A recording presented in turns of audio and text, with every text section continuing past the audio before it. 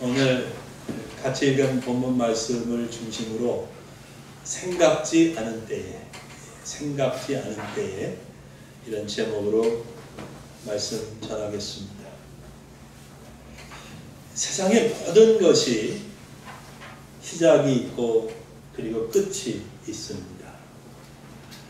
요즘에 영화 많이 보잖아요. 영화 아무리 재밌어도 끝이 납니다. 소설도 마찬가지. 시작이 있고 끝이 있습니다. 여러분, 좋은 것도 시작이 있고 끝이 날 때가 있습니다. 물론 나쁜 것도 시작이 있고 끝날 때가 있죠.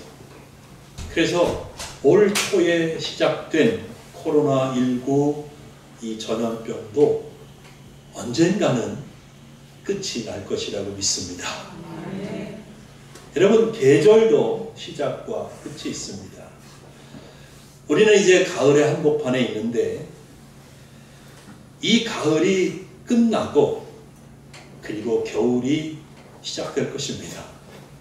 그리고 내년이 되면 또 겨울이 끝나고 봄이 올 것이고 또 조금 있다 보면 봄이 끝나고 여름을 맞이할 것이고 그리고 여름이 지나면 다시 가을이 찾아올 것입니다. 계절이 이렇게 반복되는 것 같지만 그 반복되는 계절 속에서 저와 여러분 30년 전에, 40년 전에, 50년 전에, 60년 전에, 70년, 80년 전에 시작된 그 우리의 삶도 또 언젠가는 끝이 날 것입니다. 여러분, 역사도 마찬가지입니다. 하나님의 천지창조로 시간이 시작되었고 역사가 시작되었습니다. 그리고 이 인류의 역사도 끝을 맞이할 때가 올 것입니다. 인류 역사의 끝은 언제일까요? 예수님께서 재림하시는 바로 그때입니다. 예수님이 재림하여 다시 오실 때 인류 역사의 모든 것이 끝날 것입니다. 정치, 민주주의든 공산주의든 사회주의든 다 끝이 날 것입니다. 과학과 문명의 진보도 끝이 날 것입니다. 모든 사회 문제도 끝이 날 것입니다. 모든 사람들의 삶도 그리고 선도 악도 다 끝을 맞이하게 될 것입니다. 그때는 여러분, 이 땅의 모든 것이 결산하는 날이 될 것입니다. 이 땅의 모든 사람들의 삶도 결산하는 때가 될 것입니다. 그리고 사람들 모두 각자의 영원한 운명이 결정되는 그런 순간이 될 것입니다. 그래서 옛부터 하나님을 믿는 신앙의 사람들은 모두 이 날을, 주님이 다시 오시는 이 날을 앙망했습니다. 그날에 하나님께서 모든 악을 심판하는 날이 될 것이기 때문이었습니다. 모든 불의와 악의 심판을 받고 하나님의 의가 이기는 그날이 될 것이기 때문이었습니다. 하나님의 백성들이 구원받는 날이 될 것입니다. 그래서 하나님의 백성들은 언제나 현재의 고난을, 어려움을 참고 견뎠습니다. 하나님의 날을, 하나님께서 행동하실 그 날을 바라보았습니다. 신약시대에 들어와서 성도들이 그 마지막 날이 예수님이 재림하시는 날인 것을 알게 되었지요.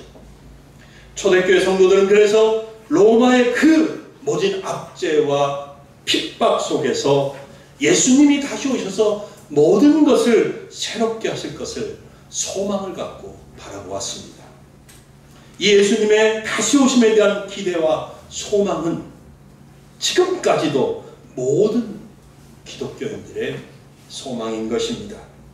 왜냐하면 그날은 우리들의 구원의 날이기 때문입니다. 현실의 모든 고통과 슬픔을 다 벗어버리는 그 날이기 때문입니다. 그리고 우리에게 영생 복락이 시작되는 그 날이 될 것이기 때문입니다. 마태복음 24장은 예수님께서 재림하는 때에 대한 예수님 자신의 말씀입니다. 그래서 마태복음 24장을 살펴보면 3절부터 14절까지는 재림의 징조들을 말씀하십니다. 적그리스도가 나타날 것이다. 그리고 이 세상 곳곳에서 전쟁이 일어날 것이다. 그리고 여기저기에서 기근이 발생하고 지진이 터질 것이라고 말씀하십니다. 믿는 자에 대한 핍박이 있을 것이고 배교와 배신이 있을 것이다. 그리고 거짓 선지자들이 일어날 것이며 불법이 성하게 될 것을 등등의 것들을 예수님께서 말씀하셨습니다. 그리고 15절부터 28절까지를 보면 창세부터 지금까지 없었던 아주 큰 환란이 있을 것이라고 하십니다. 그리고 번개가 동편에서 나서 서편에까지 번쩍임 같이 그렇게 모든 사람들이 볼 수 있게 우리 주 예수님께서 재림하실 것이라고 말씀하셨습니다. 29절부터 31절까지에서는 예수님이 다시 오시는 그 순간에 벌어질 일들에 대해서 말씀하십니다. 해가 갑자기 어두워지고 달이 빛을 잃어버릴 것이고 별들이 하늘에서 떨어지고 하늘의 권능이 흔들릴 것이다 라고 하십니다. 그때 모든 족속이 통곡하며 예수님이 천사들의 큰 나팔 소리와 함께 구름을 타고 능력과 큰 영광으로 다시 오시는 그 모습을 볼 거라고 말씀하십니다. 그리고 예수님의 말씀은 오늘 우리가 읽은 본문으로 이어지고 있습니다. 본문은 인류 역사의 시작과 끝에서 우리가 살고 있는 이 시대가 어디쯤에 와 있는 것인지, 그리고 그 시점에서 우리 기독교인들은 어떤 모습의 삶을 살아야 하는지 말씀하고 있습니다. 여러분, 우리가 기독교인이라는 사실을 고백한다면 오늘 말씀은 대단히 중요한 말씀입니다. 이 말씀을 모른다면, 또 이 시간에 여러분들이 듣고도 우리들의 삶의 방향과 목적이 바뀌지 않는다면 그분의 영원을 보장할 수가 없습니다. 우리의 영원한 삶을 영원히 망쳐버릴 수 있습니다. 그래서 오늘 예수님의 말씀을 크게 세 가지로 요약해 볼 수 있는데요. 오늘도 역시 우리 모두를 깨닫게 하시는 하나님의 은혜가 함께 할 수 있기를 바랍니다. 첫째, 예수님이 재림하시는 날, 예수님이 다시 오시는 그날이 아주 가까이 왔다라는 것입니다. 우리 몸이 아프기 전에 전조 증상이 일어나지 않습니까? 전조 증상이 있지요. 마찬가지로 무슨 일이든지 큰 일이 터지기 전에는 징조가 있습니다. 전조 증상이 있습니다. 예수님은 무화과나무 가지가 연하여지고 잎사귀를 내면 여름이 가까운 것을 알지 않느냐라고 물으시면서 앞에서 말씀하신 마지막 때에 여러 가지 이런 징조들이 일어나는 것을 보면 예수님께서 가까이 곧 문 앞에 이른 줄을 알라라고 말씀하셨습니다. 그런데 예수님께서 말씀하신 이 마지막 때의 징조들이 바로 지금 우리들 옆에서 일어나고 나타나고 있다는 것이죠. 물론 초대교회 성도들도 예수님이 곧 다시 오실 것이라고 기대했습니다.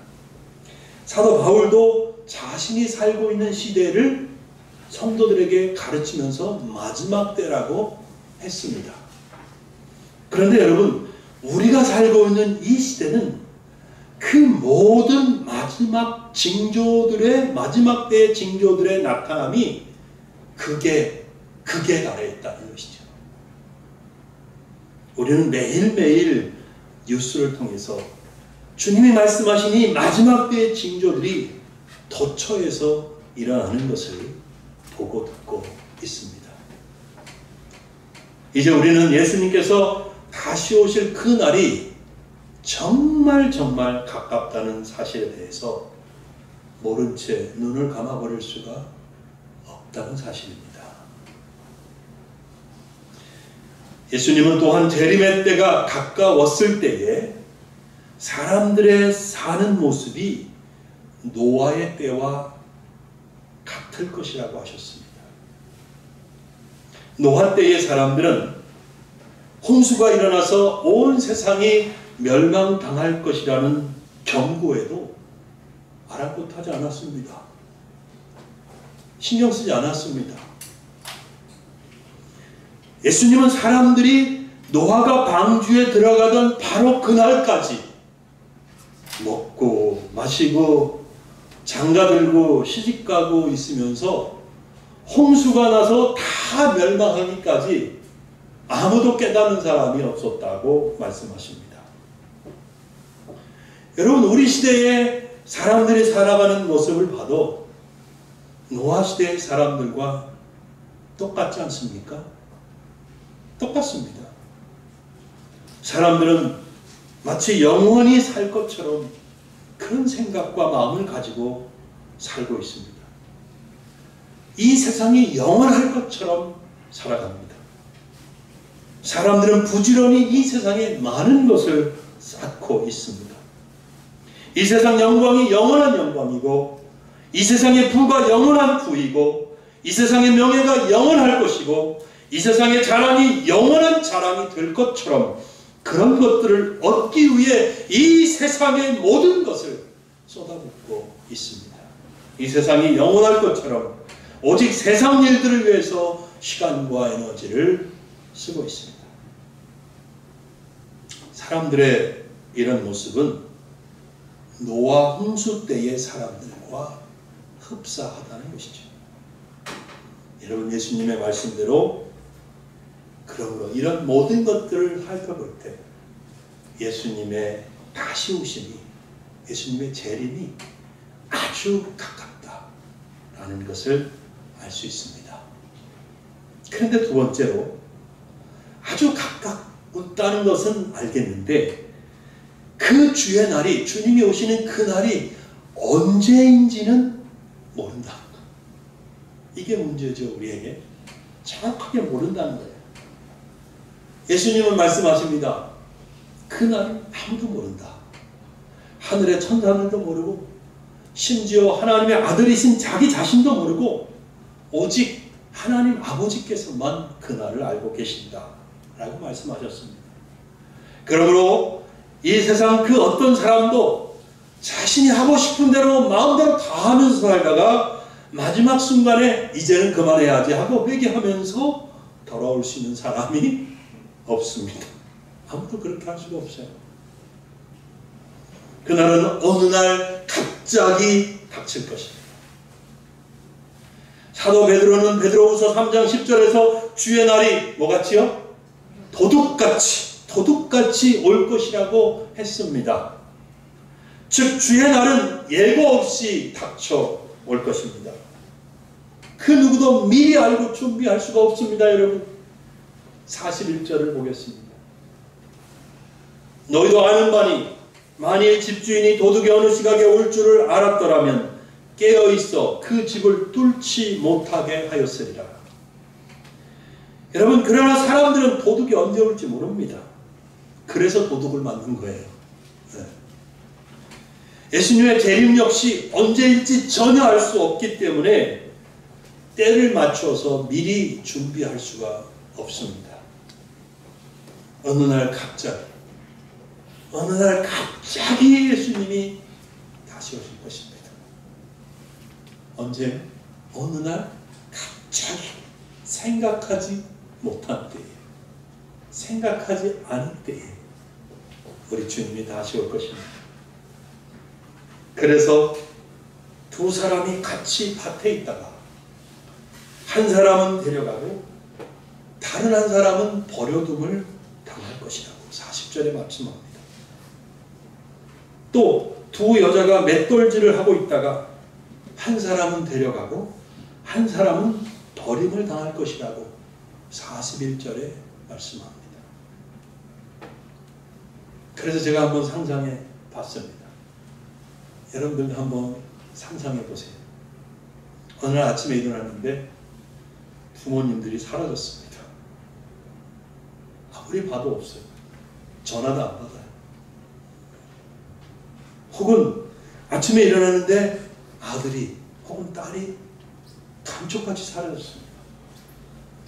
학교 가야 되는데 애가 없어졌어요. 전화를 안 받아요.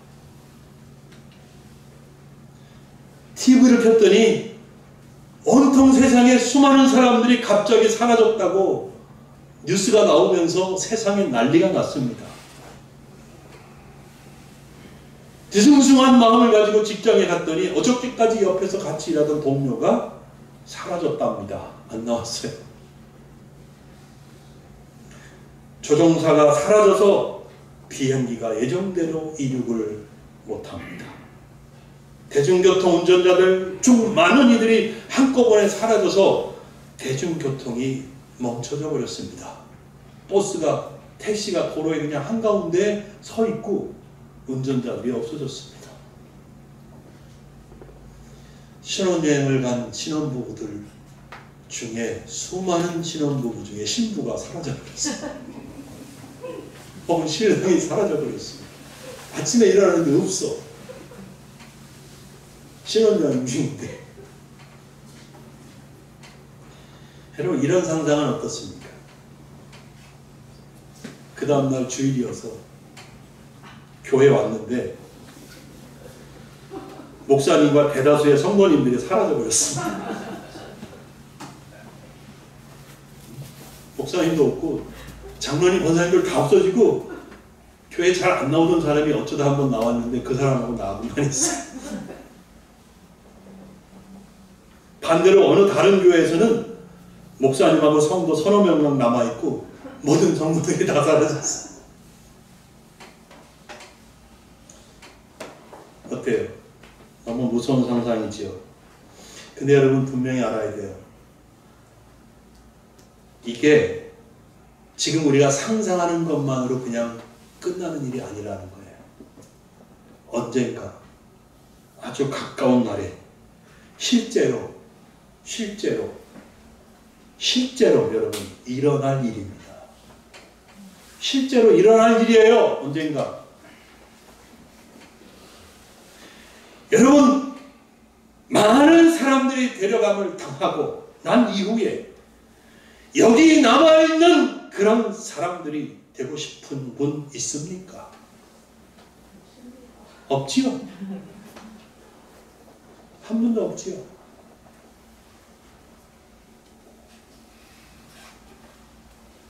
그래서 없기 때문에 다 떠나고 난 다음에 다 공중으로 주를 맞으려 휴거되고 난 이후에 이 땅에 믿음 없는 몇몇 사람들과 남아서 대환란을 통과하고 싶지 않다면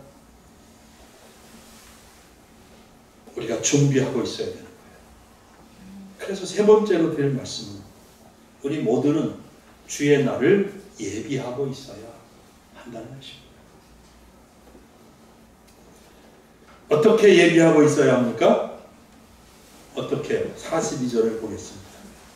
42절 보세요. 같이 읽어볼까요? 시작. 그러므로 깨어있으라. 어느 날에 너희 주가 임하는지 너희가 알지 못함이니라. 네. 그러므로 깨어있으라. 어느 날에 너희 주가 임하는지 너희가 알지 못함이니라. 주의 날이 언제인지 모르고 그 날이 도둑같이 갑자기 닥칠 것이기 때문에 예수님은 우리에게 깨어있으라 라고 하셨습니다. 사랑하는 성도 여러분, 예수님께서 우리에게 밤잠을 자지 말라고 하시는 말씀이 아닙니다. 영적으로 깨어있으라는 말씀입니다. 이 세상에서 성도들의 마음이 자칫 무뎌질 수 있습니다. 내가 기독교인이라는 사실을 잊어버리고 의식하지 못하고 살아가기 쉽습니다. 기독교인의 삶이 어떠해야 하는지 전혀 아무 생각 없이 세상 물결 치는 대로 이리저리 떠밀려 가는 삶을 성도들도 그렇게 살기가 쉽습니다. 에덴 동산에서 하와가 선악과 열매를 보고 보암직도 하고 먹음직도 하고 지혜롭게 할 만큼 탐스럽다고 하면서 유혹을 받은 것처럼 성도들이 세상에 있는 것들, 세상에 속한 것들에 온통 마음을 빼앗겨 살아가기 쉽습니다. 그러나 우리는 이 세상에 있는 것들은 그것이 무엇이든 절대로 영원하지 않다는 것을 생각해야 합니다. 아무리 좋은 것이라도, 아무리 멋있는 것이라도, 아무리 화려한 것이라도 그것은 영원하지 않다라는 사실을 생각할 수 있기를 바랍니다. 사도 베드로는 아까 읽어드린 베드로후서 3장 10절에서 주의 날이 도둑같이 닥쳤을 때 바로 그 날에 하늘이 큰 소리로 떠나가고 물질이 뜨거운 불에 풀어지고 땅과 그 중에 있는 모든 일이 드러나리로다. 바로 이어지는 12절 말씀에서 하나님의 날이 임하기를 바라보고 간절히 사모하라. 그 날에 하늘이 불에 타서 풀어지고 물질이 뜨거운 불에 녹아질 것이라고 베드로가 말씀했습니다. 성도님들, 그러므로 우리는 이 세상 삶 가운데서 자주자주 멈춰서서 생각해 봐야 합니다. 뭐 하라고요? 자주자주 멈춰서서 생각해 봐야 합니다. 요즘 내가 어떻게 살고 있나? 나는 하나님께 드리는 산제사의 삶을 살고 있나? 나는 하나님의 선하시고 기뻐하시는 뜻을 따라 살고 있는가? 아니면 내 의지대로, 내 욕심대로 살고 있는가?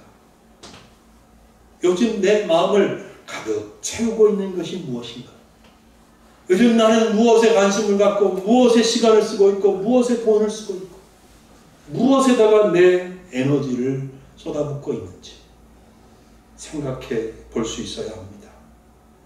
그리고 그것들이 하나님 앞에서 합당한 것인가? 하나님이 기뻐하실 만한 일인가? 아니면 하나님의 성령이 근심하고 슬퍼하실 만한 일인가? 사랑하는 신림성함께 성도님들, 깨어 있어야 합니다. 깨어 있으시기 바랍니다. 44절도 보겠습니다. 그러므로 너희도 준비하고 있으라. 생각지 않은 때에 누가 오리라? 인자가 오리라. 예수님은 깨어 있으라고 하신 다음에 그 다음에 바로 우리에게 준비하고 있으라고 하셨어요. 왜냐하면 예수님께서 생각지 않은 때에 오실 것이기 때문입니다. 앞서 말씀드린 대로 우리는 예수님의 재림을 미리 알고 그 때를 맞춰서 준비할 수가 없습니다. 예수님께서 정확히 언제 오실런지 알지 못하기 때문이죠. 따라서 평상시에, 아직은 늦지 않았어요. 지금부터라도 평상시 항상 예수님 맞을 준비를 하면서 있어야 한다는 거예요. 예수님이 언제 오셔도 당황하지 않도록. 당황하셨어요? 이런 말 안 듣도록. 예수님이 언제 오셔도 내가 부끄러움을 당하지 않도록. 그죠? 언제 오셔도 주님 얼굴 뵙기가 부끄러워서 어디 가서 숨으려고 하는 그런 생각하지 않고 할렐루야, 아멘, 주 예수여, 성시옵소서 하면서 찬송하면서 주님을 맞이할 수 있는 그런 준비된 삶을 살고 있어야 한다는 거예요. 만약 준비하지 못하면 어떻게 될까요? 48절부터 51절까지입니다. 보십시오. 제가 읽어드릴게요.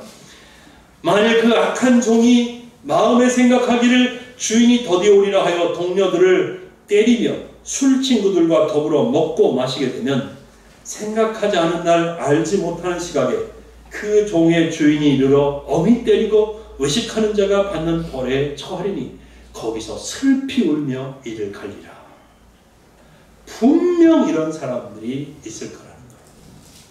분명 이런 사람들이 있습니다. 예수님께서 다시 오시든지 마시든지 아무 신경 안 쓰고 사는 이런 사람들 있습니다. 이런 사람들은 불신자들이죠. 하나님 안 믿는 사람들입니다. 예수님의 구원을 안 믿는 사람들, 이분들은 예수님이 다 다시 오시든지 말든지 그게 진리든지 거짓말이든지 아무 신경 안 쓰고 사는 거죠. 그래서 자기들 하고 싶은 대로 다 하고 자기 힘과 권력을 마음껏 휘두르고 약한 자들을 짓밟고 방탕한 삶을 살고 하는 그런 삶을 살 것입니다. 그런 사람들은 주님 말씀하십니다. 외식하는 자가 받는 벌에 처하여질 것이다. 외식하는 자가 받는 벌. 그 벌이 어떤 벌입니까? 51절을 보면 기록하고 있죠. 굉장히 매를 많이 맞을 것이다. 매 맞는 거 좋은 분 있어요? 나는 매 맞으면 좋아. 매 맞으면 기분이 좋아져. 없지요? 매를 굉장히 많이 맞을 것이고 그래서 슬피 울며 위를 갈 것이다. 그렇게 말씀합니다. 이 말씀 읽으면서 행복할 것 같은데 그렇게 생각할 사람 없을까요? 분명히 불행한 겁니다. 기쁨이 없습니다. 고통입니다. 괴로움입니다. 이건 분명히 지옥의 행복입니다. 지옥의 고통입니다. 여기에까지 떨어지게 되면 그때는 아무도 위로해 줄 사람이 없습니다. 그리고 다시 돌이킬 수 있는 기회가 주어지지 않습니다. 저는 여러분 중 그 누구도 이런 돌에 처해지지 않기를 예수님의 이름으로 축원합니다. 여러분 우리의 영원한 삶이 이렇게 되면 되겠습니까? 안 되지요. 우리의 영원한 삶이 그렇게 되지 않기 위해서 그럼 어떻게 합니까? 주의 오심을 준비하면 됩니다. 어떻게 준비합니까? 어떻게 준비해요? 45절부터 47절까지 읽겠습니다.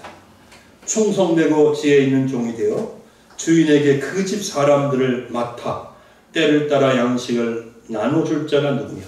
주인이 올 때에 그 종이 이렇게 하는 것을 보면 그 종이 복이 있으리로다. 내가 진실로 너에게 이르노니 주인이 그의 모든 소유를 그에게 맡기리라. 여러분, 우리가 주의 오심을 준비하는 모습은 충성되고 지혜 있는 종이 되는 것입니다.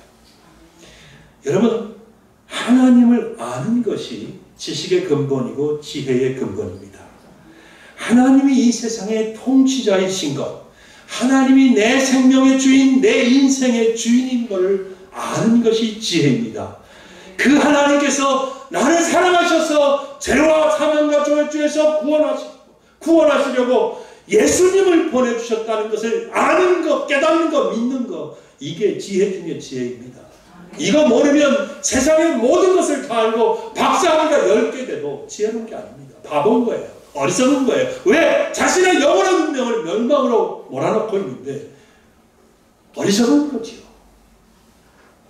하나님을 아는 게 지혜이고 예수님의 구원을 아는 게 지혜입니다. 그리고 나면 내가 하나님 앞에서 특별히 주의 날이 닥칠 것을 예상하면서 내가 어떻게 살아야 하는지, 어떤 모습으로 살아야 하는지를 깨닫게 된다는 사실입니다.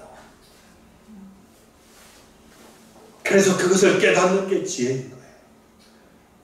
그리고 그 깨달은 지혜 안에서 매일매일 충성되이 열심히 사는 것, 그 모습이 예수님의 다시 오심을 준비하는 모습인 것입니다. 여러분, 내 생명도, 내 직장도, 내 능력도, 재능도, 내 삶, 내가 가진 모든 것 다 하나님이 내게 맡겨주신 것입니다.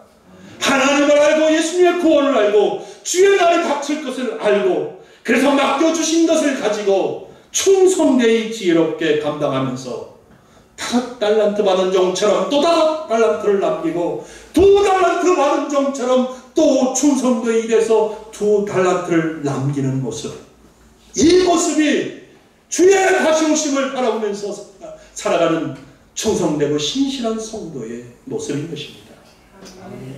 여러분, 이제 말씀을 맺겠습니다. 사랑하는 여러분, 우리는 마지막 때를 살고 있습니다. 아니, 마지막 때의 마지막 때의 그 마지막 때의 마지막 때를 살고 있다고 말하는 것이 더 정확하지요. 곧 우리 예수님 다시 오실 것입니다. 우리 이 세상에 취하여 살지 말아야 합니다. 여러분 깨어 있어야 합니다. 언제 다시 오실지 모르는 예수님을 언제 오시든 기쁘게 맞이할 수 있는 충성스럽고 지혜 있는 종으로 살아가야 합니다. 그래서 여러분 예전에도 어떤 말씀을 전하고 이런 적용을 여러분들에게 말씀드렸는지 모르겠는데 오늘도 그 적용의 말씀을 드려보려고 합니다. 여러분 성령님을 의지하시면서 성령께서 도우시고 좀 알게 해주셨으면 좋겠어요. 자, 내 삶에서 버려도 되는 일 한 가지씩 생각해 보십시다. 내 삶에서 내가 시간을 쓰고 돈을 쓰고 하는 그 어떤 일들 중에서 이건 하나님 앞에 아무 소용이 없는 일이다. 이건 정말 하나님이 싫어하는 일이다. 그리고 나 자신을 위해서 이것은 끝나야 된다. 이건 멈춰야 된다. 그런 게 있으면 한 가지씩 생각해 보시기 바랍니다. 내가 예수님과 더 친해지기 위해서, 내가 하나님 나라를 위해서 버리고 포기해야 할 그 한 가지 일, 그것이 무엇일까? 생각하시고 성령님의 도우심을 구하고 능력을 힘입어 끊어버릴 수 있기를 바랍니다. 그러면 돈도 저축이 될 것이고 시간도 많이 생길 거예요. 그렇게 되면 내가 새롭게 생기는 이 시간, 또 새롭게 생기는 이 돈을 가지고 내가 하나님 앞에 주님의 다시 오심을 바라보면서 준비하는 종으로 어떻게 무엇을 해야 할지를 생각해 보시기 바랍니다. 새롭게 시간이 생길 거예요. 새로운 기회가 생길 거예요. 그걸 가지고 내가 무엇을 해야 할지 성령님 가르쳐 주십시오. 그걸 가지고 내가 하나님 앞에 어떤 삶으로 살아가야 할까요? 그것을 가르쳐 달라고 성령님께 기도하시기 바랍니다. 말씀을 맺습니다. 진짜 맺습니다. 사랑하는 여러분, 깨어 있으시기 바랍니다. 주님 다시 오십니다. 주님 맞이할 준비하시기 바랍니다. 언제 오시든지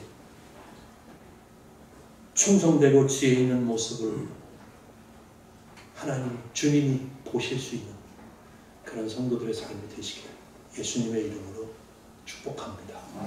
기도하겠습니다.